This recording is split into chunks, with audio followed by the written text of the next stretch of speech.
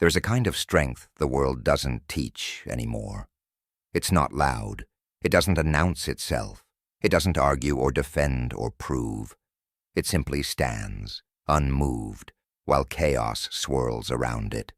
The ancient Japanese called this Fudōshin, the immovable mind.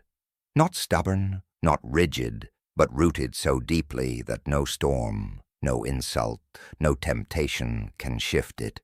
Most people spend their entire lives being pulled in 1,000 directions by forces they never chose to follow, and they wonder why they feel powerless. But the samurai understood something we've forgotten. The battlefield isn't out there. It's in here. And the discipline of being unmoved is the only way to win. Miyamoto Musashi wrote in the Book of Five Rings that the warrior must become like water, formless, adaptive, but impossible to break. He didn't mean you should bend to every pressure or yield to every demand. He meant that true strength comes from a center so still that nothing external can disturb it. When you are unmoved, you don't react. You respond. You don't collapse under criticism or inflate with praise. You remain exactly who you are, regardless of what happens around you. This is not indifference. It's mastery. And it begins with a truth most people never accept. You cannot control the world, but you can control your stance within it. There was a man named Kenji who worked in the kind of job that grinds people down slowly. Corporate finance, endless meetings, constant scrutiny, every decision dissected by people who had never made one themselves. He was good at his work, maybe too good, and that made him a target.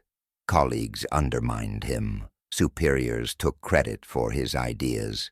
Clients screamed at him over problems that weren't his fault. And for years, Kenji absorbed it all, felt it all, let it eat away at him until he couldn't sleep, couldn't focus, couldn't remember why he'd ever wanted this career in the first place. He wasn't weak. He was human. But being human, in that environment, felt like a vulnerability he couldn't afford. One night, Kenji found himself in a bookstore, drawn to a section he'd never noticed before. Philosophy, history, Eastern thought. He picked up a worn copy of Hagakure, the hidden leaves, the secret teachings of the samurai. He didn't know why. He just needed something, anything, that wasn't another business book telling him to optimize or network or hustle harder. And in those pages, he found a sentence that stopped him cold. The way of the samurai is found in death. Not literal death. The death of the self that clings, the death of the ego that needs to be right, to be seen, to be validated, the death of the part of you that breaks every time the world doesn't bend to your will. Kenji began to study, not casually, but with the kind of focus he used to reserve for quarterly reports. He read Musashi, he read Takuan Soho, he learned about Zen monks who sat in meditation for hours, not to achieve enlightenment, but to become so familiar with stillness that nothing could disturb it. He learned that the samurai didn't train their bodies first. They trained their minds.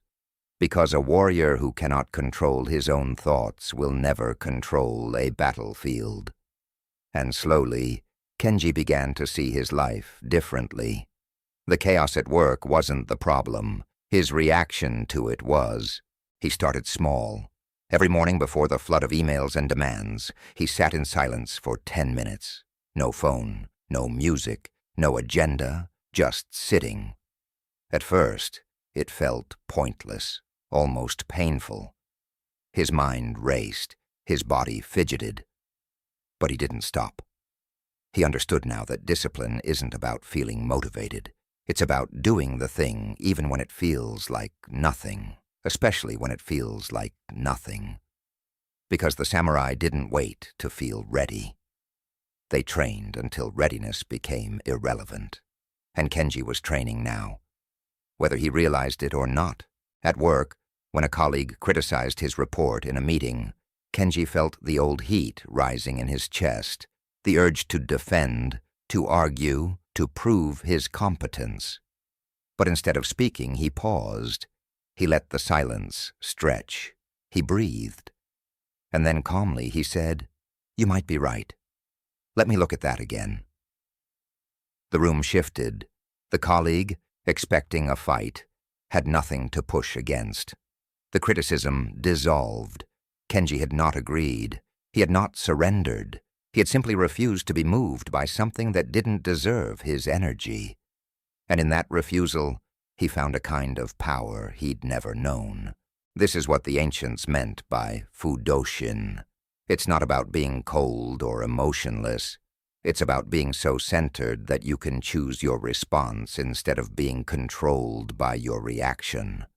Musashi fought over 60 duels and was never defeated, not because he was the fastest or the strongest, but because he was unmoved.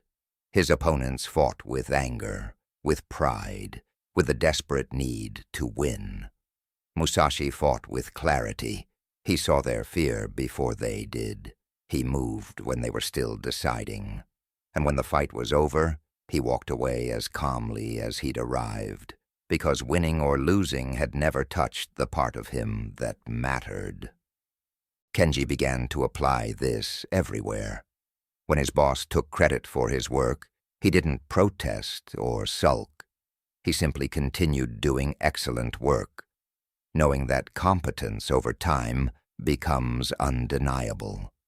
When clients yelled, he listened without defending, acknowledged their frustration, and solved the problem without making it personal. When his colleagues spread rumors, he said nothing, not because he was afraid, but because he understood that people who need to tear others down are already losing, and you don't fight people who are losing. You let them exhaust themselves while you stay focused on what actually matters. The discipline of being unmoved is not passive. It's the most active thing you can do. It requires constant vigilance, constant training, constant return to center. The samurai practiced kata, the same movements over and over, not to learn new techniques, but to make the basics so natural that they could execute them under pressure without thought. Kenji did the same. Every day he practiced stillness. Every interaction, he practiced non-reaction. Every challenge, he practiced choosing his response. And over time, something shifted. The job didn't change. The people didn't change. But Kenji was no longer at their mercy. There's a story from the Zen tradition about a monk who was accused of fathering a child by a young woman in the village. The villagers came to him, furious, demanding he take responsibility. The monk said only, "Is that so?" and took the child. He raised the infant with care, without complaint, without defending himself. A year later, the woman confessed she had lied, that the real father was a young man she'd been forbidden to see. The villagers returned, ashamed, begging the monk's forgiveness, asking for the child back. The monk handed over the child and said only, "Is that so?" He had not been disturbed by the accusation. He was not disturbed by the exoneration. He remained exactly who he was, regardless of what the world said about him. This is the freedom the unmoved mind offers. Not freedom from suffering, but freedom from being controlled by it. Not freedom from judgment, but freedom from needing approval. Not freedom from hardship, but freedom from being destroyed by it. Kenji realized he had spent years trying to control things that were never his to control. Other people's opinions, their moods, their agendas, the outcomes of situations with 1,000 variables. And in trying to control them, he had given them all his power. The moment he stopped trying to control what he couldn't, he regained control of what he could, himself. The Bushido Code teaches that a warrior must live as though already dead. This doesn't mean being reckless. It means recognizing that the self you cling to, the identity you defend, the reputation you protect, is already impermanent. It will change. It will be misunderstood. It will die. So why give it so much power over your peace? When you accept that everything external is temporary, you stop building your life on sand. You build it on the only foundation that doesn't shift. Your own discipline, your own integrity, your own commitment to being unmoved. Kenji stopped checking what people thought of him. He stopped rehearsing conversations in his head, imagining defenses for accusations that hadn't been made. He stopped trying to prove himself to people who had already decided what they believed. And in the space that opened up, he found something he hadn't felt in years. Peace, not happiness, not excitement, peace. The kind that doesn't depend on circumstances, that doesn't waver when things go wrong, that doesn't need constant feeding. The peace of knowing that no matter what happens, he will remain. Musashi said, "Think lightly of yourself and deeply of the world." This is the paradox of the unmoved mind. You matter less than you think. Your ego, your need to be right, your fear of being wrong. These are not the center of reality. The world is vast. The Tao flows regardless of your participation. And when you stop trying to force the river to validate you, you can finally move with it. You can respond to what is, rather than what you wish were true. You can act from strength rather than insecurity. You can be unmoved. The modern world has convinced us that reaction is power, that speaking up, clapping back, defending our honor, asserting our boundaries loudly and publicly is strength. But the samurai knew better. They knew that most conflict is noise. Most insults are projections. Most battles are distractions. And the warrior who refuses to engage in fights that don't matter conserves his energy for the ones that do. Kenji stopped fighting people who wanted to fight. He stopped explaining himself to people who didn't want to understand. He stopped attending meetings, literal or metaphorical, where his presence changed nothing. And he stopped feeling guilty about it. Being unmoved doesn't mean you don't care. It means you care so deeply about what matters that you refuse to waste yourself on what doesn't. Kenji cared about his work, so he did it with precision. He cared about his family, so he was present with them. He cared about his own growth, so he trained his mind daily. But he stopped caring about impressing people who weren't paying attention. He stopped caring about winning arguments with people who weren't listening. He stopped caring about being liked by people who didn't respect him. And in that ruthless prioritization, he found clarity. The Zen masters teach that the obstacle is the path. The thing you resist is the thing that will teach you. For Kenji, the obstacle had always been other people's chaos, their demands, their moods, their judgments. He had spent years trying to avoid it, manage it, fix it. But the discipline of being unmoved taught him something different. He didn't need to avoid the chaos. He needed to stop letting it enter him. The storm could rage. He could stand in the center, untouched, not because he was sheltered, but because he had built an inner stillness no external force could penetrate. One day, Kenji's boss called him into his office and accused him of a mistake that wasn't his. The evidence was clear. The real culprit was someone the boss favored. But the boss needed someone to blame, and Kenji was convenient. The old Kenji would have panicked, defended, gathered proof, demanded justice. The new Kenji simply listened. When the boss finished, Kenji said, "I understand you're frustrated. I didn't make that error, but I'll help solve the problem." The boss blinked, surprised. There was nothing to push against, no drama to escalate. Kenji left the office, fixed the issue, and documented everything quietly. A week later, the truth surfaced. The boss never apologized, but he stopped targeting Kenji. Because there was nothing to target. Kenji had become unmoved. This is not about being emotionless. Kenji still felt anger, frustration, hurt. But he no longer acted from those feelings.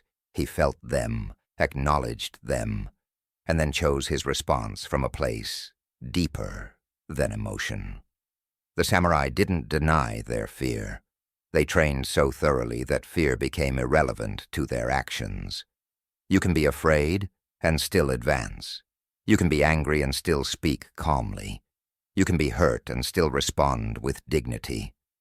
The discipline is not in suppressing the feeling. It's in refusing to let the feeling choose for you. Months passed. Kenji's reputation shifted, not because he campaigned for it, but because consistency speaks louder than defense. People began to notice that he didn't get rattled, that he didn't gossip, that he didn't collapse under pressure or gloat during success. They didn't understand why, and he didn't explain.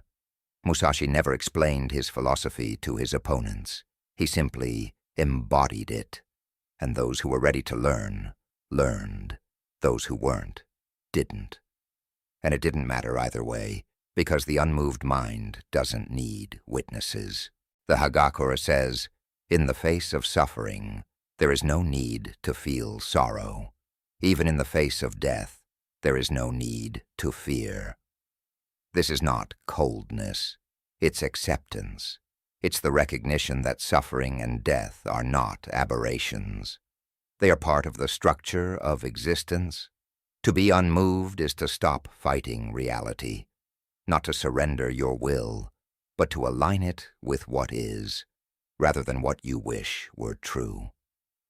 Kenji had spent years fighting the reality of his workplace, that it was political, unfair, sometimes cruel.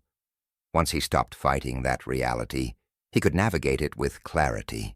He couldn't change the system, but he could master himself within it. The ancient teachers say that the mind is like a mirror. When it's still, it reflects everything clearly. When it's agitated, it distorts. Most people live with distorted mirrors, seeing threats that aren't there, missing opportunities that are, reacting to shadows.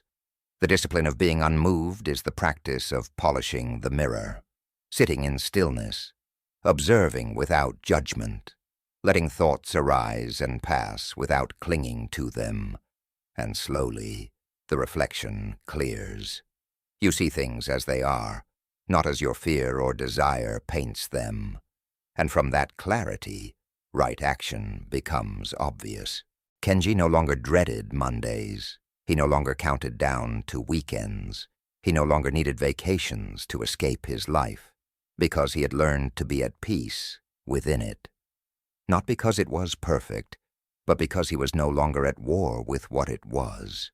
He had stopped trying to control the uncontrollable and had taken full responsibility for the only thing he could control: his own mind, his own response, his own discipline.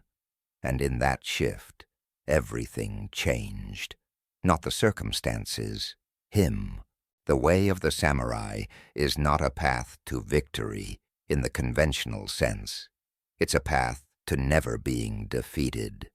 And you are never defeated as long as you do not abandon yourself, as long as you do not betray your own principles for comfort or approval, as long as you remain unmoved by the chaos that tries to claim you. Musashi died in a cave, alone, writing his final work. He had no empire, no riches, no followers present. But he died unmoved, having lived exactly as he chose, beholden to no one, disturbed by nothing. That is the victory. Kenji sits now in his office, the same job, the same people. But he is not the same. When the storms come, and they still come, he does not bend, he does not break, he does not fight.